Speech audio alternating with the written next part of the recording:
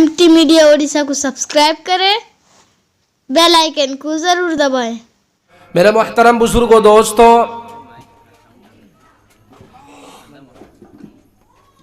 अब जो है इस पुरकैफ फिजा में मुनासिब मालूम होता है कि अब सिलसिला तकरीर व खिताबत का प्रोग्राम भी शुरू किया जाए, जिनका हम अभी तक बड़ी बेसब्री से इंतजार कर रहे हैं।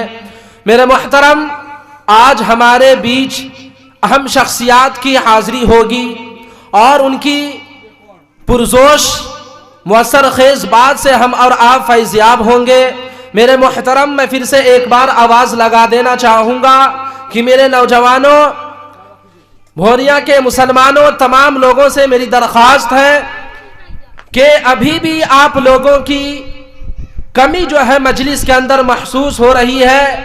इसलिए मैं तमाम लोगों से दरख्वास्त करूंगा कि मेरे नौजवानों, मेरे मुसलमानों, थोड़ी देर के लिए कुछ वक्त को निकाल कर अल्लाह के लिए मजलिस में आने की कोशिश करें।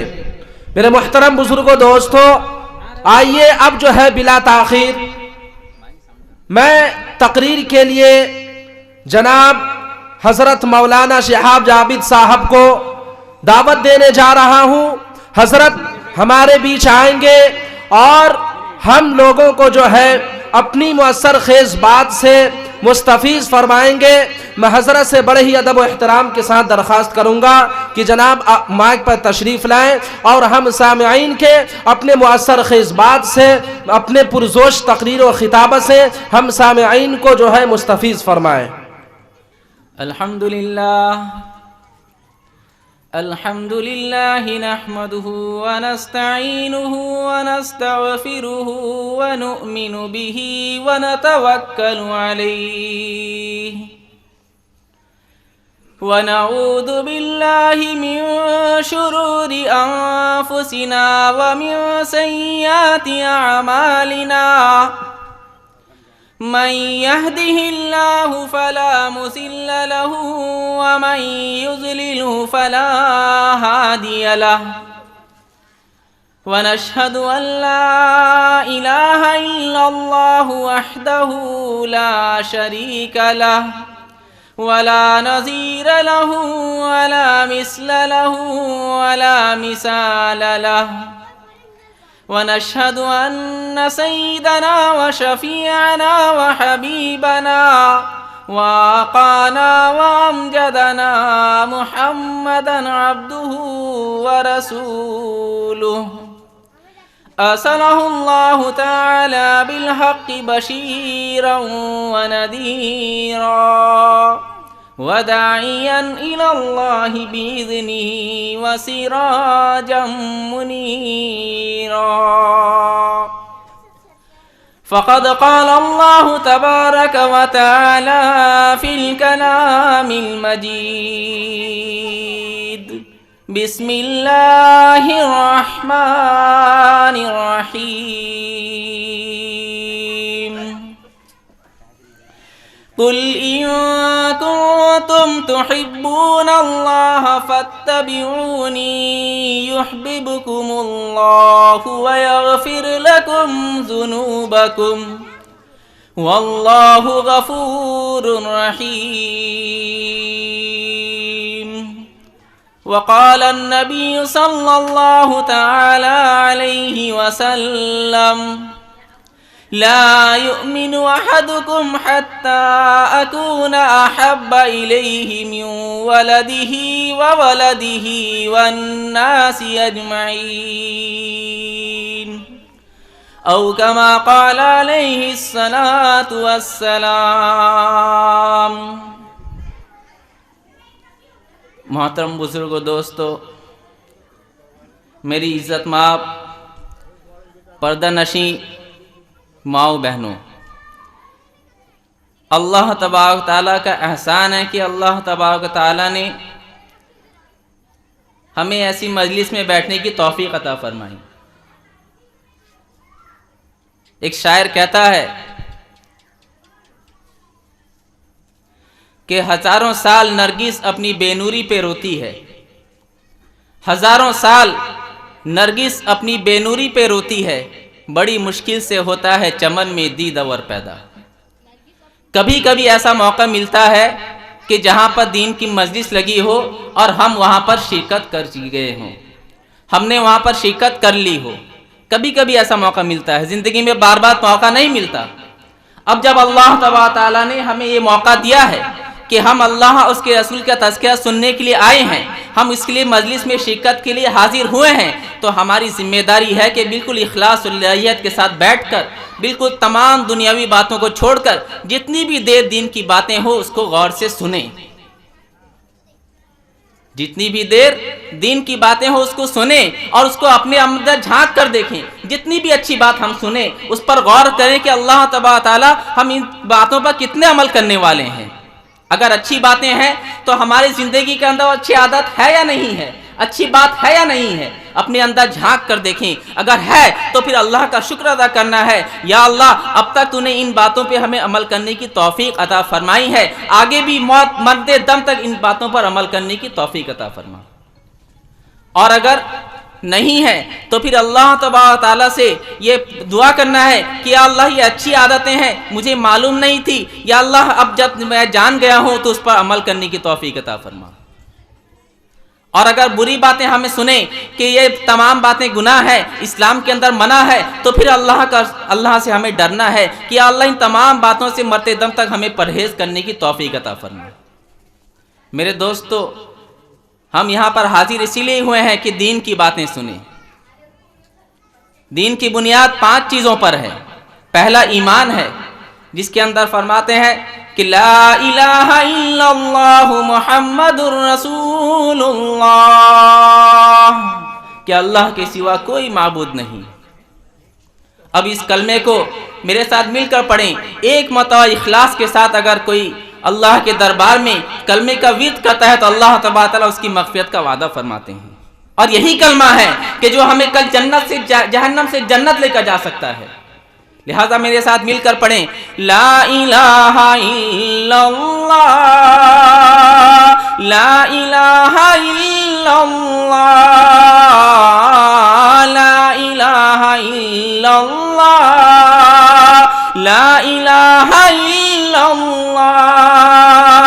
دل سے جب کہا جائے، دل سے جب کہا جائے لا الہ الا اللہ، لا الہ الا اللہ، ہر طرف نظر آئے، ہر طرف نظر آئے لا الہ الا اللہ،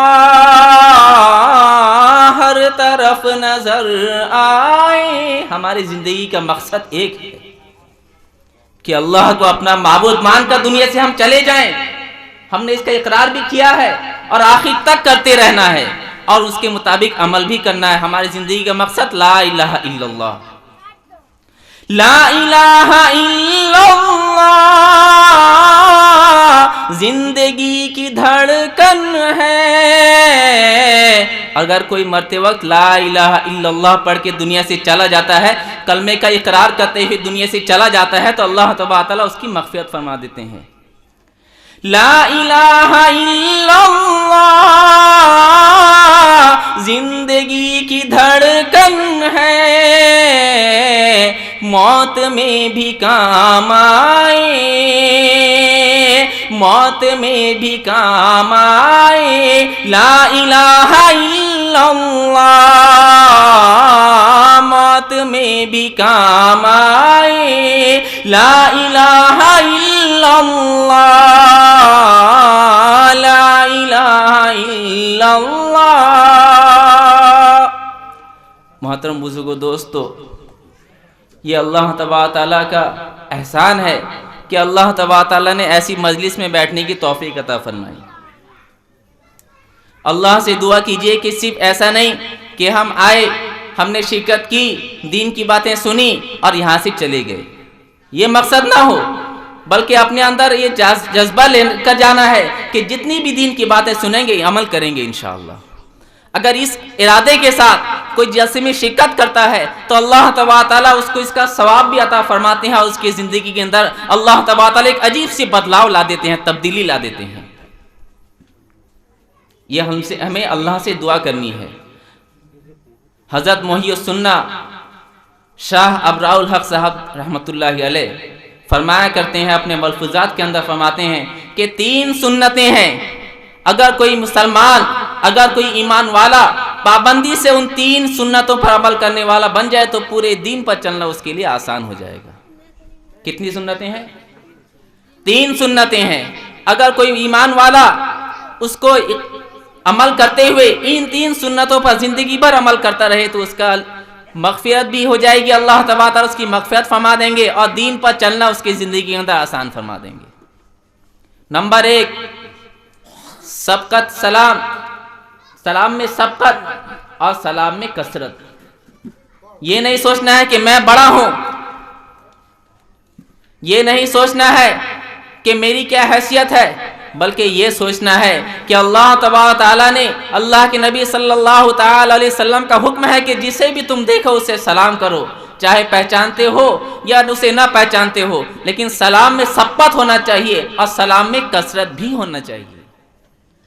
عالم یہ نہ سوچے کہ جاہل جو ہے وہ مجھے سلام کرے، بڑے یہ نہ سوچو کہ جو چھوٹے ہیں وہ مجھے سلام کرے، شوہر یہ نہ سوچے کہ بیوی میری ہے لہذا مجھے وہ سلام کرے، ماں باپ یہ نہ سوچو کہ اولاد میری چھوٹی ہے، میرے بچے ہیں وہ مجھے سلام کریں، نہیں، بلکہ اللہ کے نبی صلی اللہ تعالی وسلم کا حکم عام ہے کہ جہاں جو جس کو پائے اس کو سلام میں کثرت بھی کرے اور سبقت بھی کرے، خود سے سلام کرے۔ میرے دوستو، یہ ایک ایسی سنت ہے، ہم اگر سنت نماز پڑھتے ہیں اس میں کم ثواب ملتا ہے، اور جب واجب پڑھتے ہیں اس میں ثواب زیادہ ملتا ہے۔ ہم کوئی سنت پر عمل کرتے ہیں تو اس کا ثواب کم ہے، ہم کوئی واجب پر عمل کرتے ہیں اس کا ثواب زیادہ ہے، لیکن یہ ایک ایسی سنت ہے کہ جس کا ثواب زیادہ ہے اور واجب کے ثواب میں کم ہے، ثواب واجب کا ثواب کم ہے۔ سلام کرنا سنت، جواب دینا واجب، لہٰذا اس سلام کرنے میں جتنا ثواب ملتا ہے جواب دینے میں اتنی نیکی نہیں ملتی۔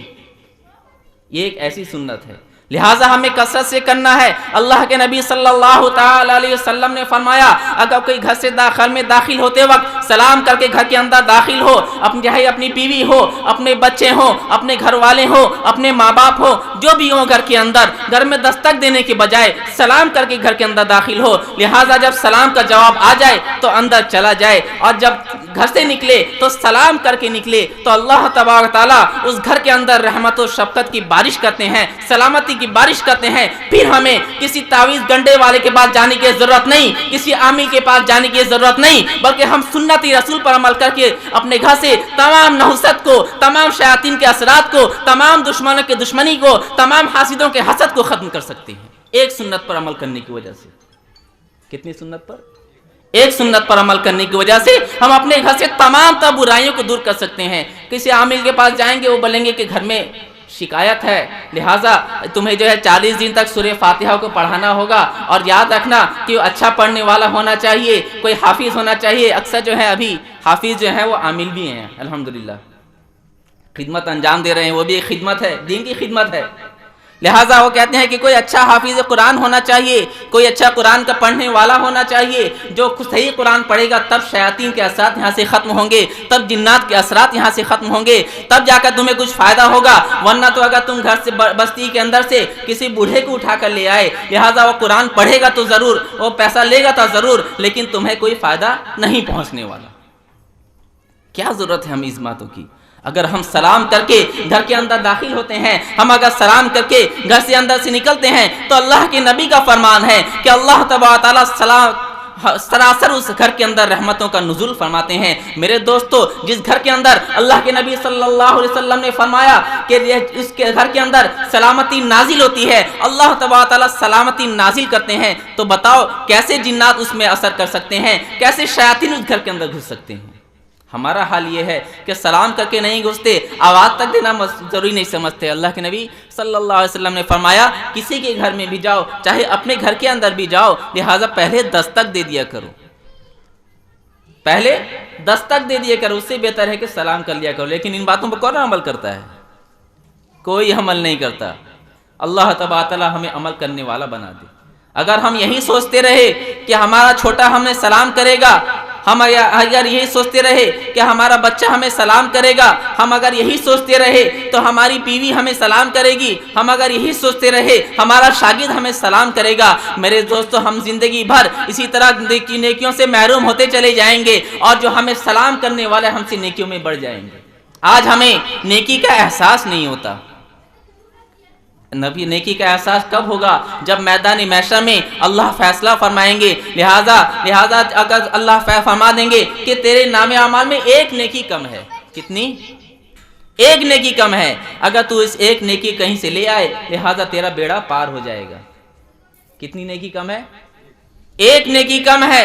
اگر ایک نیکی تو اپنے گھر والوں سے، اپنے رشتہ داروں کے پاس سے لے آئے تو تیرا بیڑا پار ہو جائے گا۔ لہٰذا اس نیکی کے لیے اپنے ماں کے پاس جائے گا، ماں پہچاننے سے انکار کر دے گی، باپ کے پاس جائے گا، باپ پہچاننے سے انکار کر دے گا، اپنے دوست احباب کے پاس جائے گا، وہ بھی انکار کر دیں گے، چھوٹے چھوٹے بھائی بہن اس کے پاس جائے گا، وہ بھی انکار کر دیں گے۔ لہٰذا کوئی پوچھانے حال نہ ہوگا، اللہ تبارک تعالیٰ اس دن ہمارا حال پوچھنے والا ہوگا۔ اللہ کے نبی ہماری بخشش کے لیے وہاں پر موجود ہوں گے۔ لہٰذا اگر ہم سنتوں پر عمل کیے ہوں گے، ہم نے اگر اللہ کے نبی کے مطابق زندگی گزاری ہوگی، آپ کے طریقے کو ہم نے اپنے زندگی کا شیوا بنایا ہوگا، اپنے آپ جذبے کے ساتھ آپ صلی اللہ علیہ وسلم کے ایک ایک سنتوں پر عمل کیا ہوگا تو ہمارا بیڑا پار ہو جائے گا۔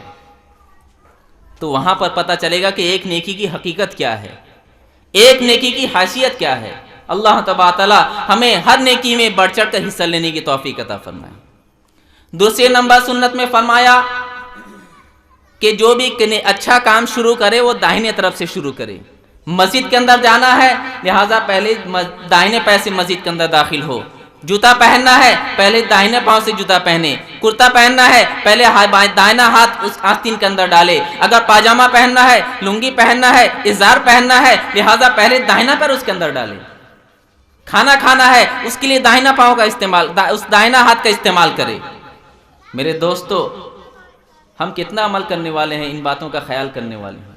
ایک سنت ہے، ہمیں ویسے بھی کرنا ہے، پاجامہ ویسے بھی پہننا ہے، لیکن اگر ہم سنتوں کا خیال کرتے ہوئے پہنیں گے تو اس کی نیکیوں میں کتنا اضافہ ہو جائے گا، برکتیں ہی برکت، ہمارا کام بھی ہو جائے گا، نیکی بھی مل جائے گی مفت میں۔ میرے دوستو ہمیں سوچنے کی ضرورت ہے کہ ہم کتنے غافل ہیں، دین سے کتنے غافل ہیں، کتنے دور ہو گئے، ہمیں سنت نبوی کا علم تک نہیں۔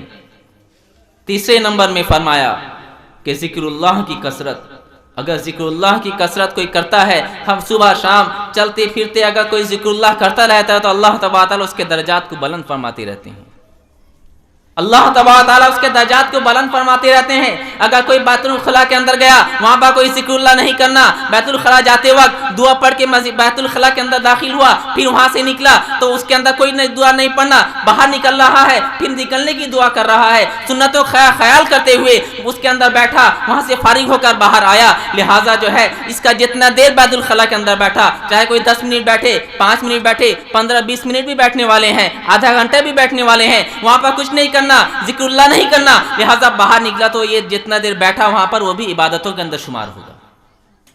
ذکر اللہ کی برکت سے کہ بیت الخلاء کے اندر گیا، دعا پڑھ کر نکلا، دعا پڑھ کے بائیں پاؤں سے داخل ہوا، دائیں پاؤں سے باہر نکلا، لہٰذا سنتوں کا خیال کیا، سر ڈھانپ کر گیا، بائیں ہاتھ کا استعمال کیا استنجا کرنے میں، لہٰذا جو ہے سنتوں پر عمل کیا تو اللہ تبارک تعالیٰ اس کے لیے بھی نیکیاں عطا فرما دیں گے۔ دین کو کتنا آسان بیان اللہ تبارک تعالیٰ نے، اور ہم نے خود ہی مشکل بنا دی۔ اللہ کے نبی صلی اللہ تعالی علیہ وسلم نے فرمایا، ارے شادیاں برکت کے اعتبار سے سب سے زیادہ وہ ہیں جس میں سب سے کم خرچ ہو، اور ہم نے سنتوں کو جنازہ نکال کر شادی کو اتنا مشکل بنا دیا کہ غریب کے لیے شادی کرنا خواب ہو گیا۔ کتنی بیٹیاں گھر میں موجود ہیں لیکن شادی کرنے کے لیے خرچ موجود نہیں۔ میرے دوستو ہمیں سوچنا ہے کہ ہم کہاں پر غلطی کر رہے ہیں، اللہ تبارک تعالیٰ آخر ہم سے کیوں ناراض ہے؟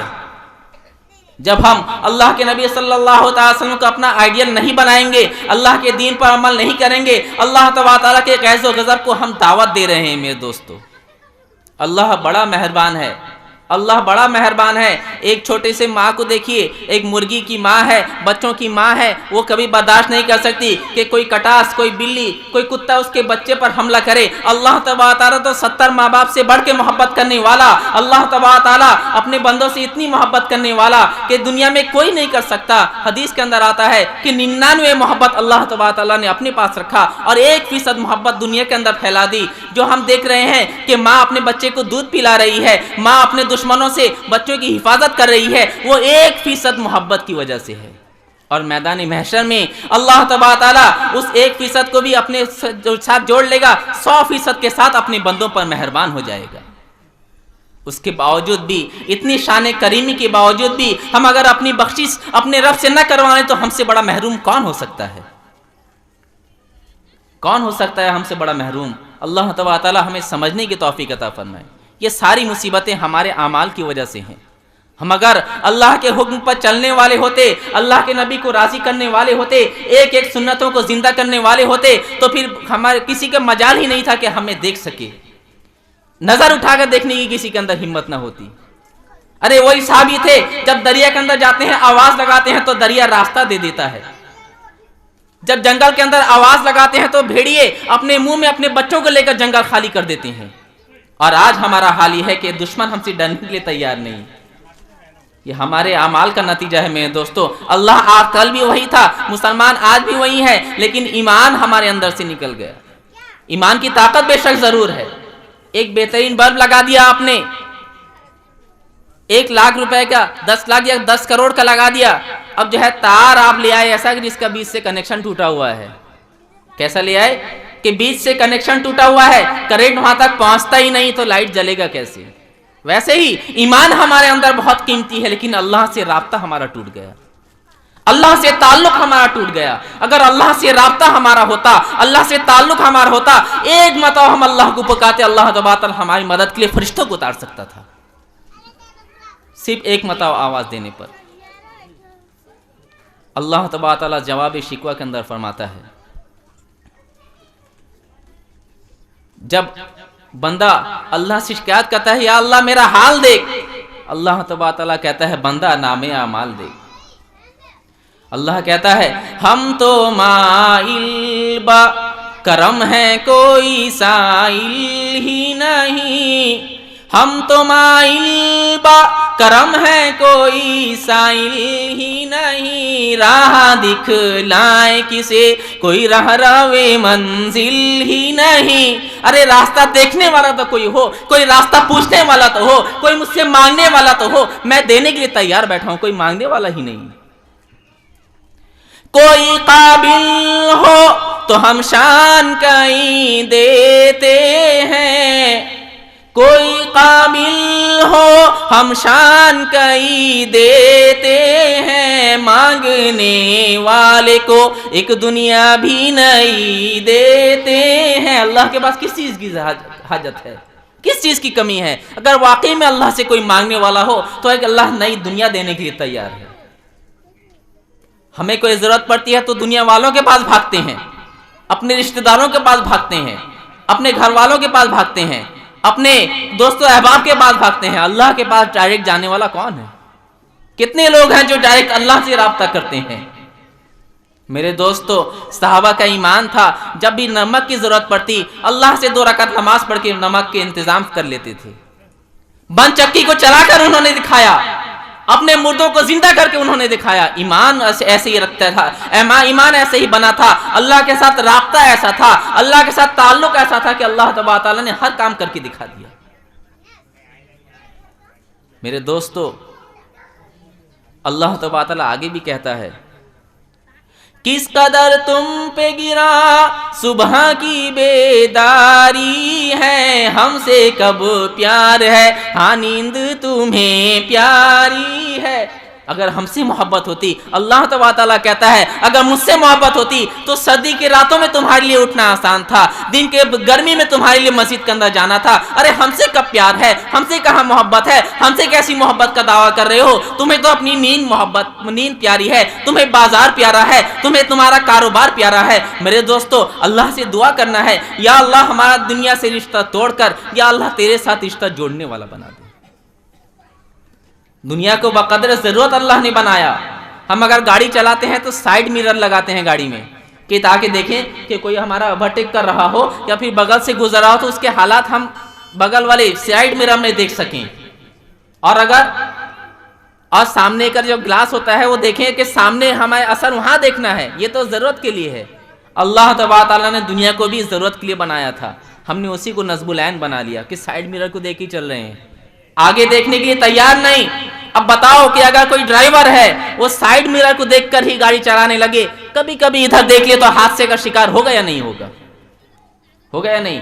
ضرور ہوگا. اسی طرح اللہ تبارک تعالیٰ نے دنیا کو بقدر ضرورت بنایا تھا, ہم نے اس کو نصب العین بنا لیا, اسی کی طرف عمل کر رہے ہیں, اسی کی طرف دیکھ کر اپنی زندگی گزار رہے ہیں. آخرت کو کبھی کبھی اگر دل کیا تو نماز پڑھ لی, کبھی دل کیا تو ایسی دین کے مجلس میں بیٹھ گئے, کبھی دل کیا تو روزہ رکھ لیا, کبھی دل کیا تو کبھی ہم لوگوں سے ملاقات کر لی, ورنہ تو پھر ہم نے جو ہے اصل مقصد اپنے کاروبار کو, اپنی دکان کو, اپنے بازار کو, اپنے رشتہ داروں کو, اپنے بیوی کو, اپنے بچوں کو, اپنے دوستوں کو دے دیا ہے. اللہ کے لیے ہم نے وقت چھوڑا ہی نہیں.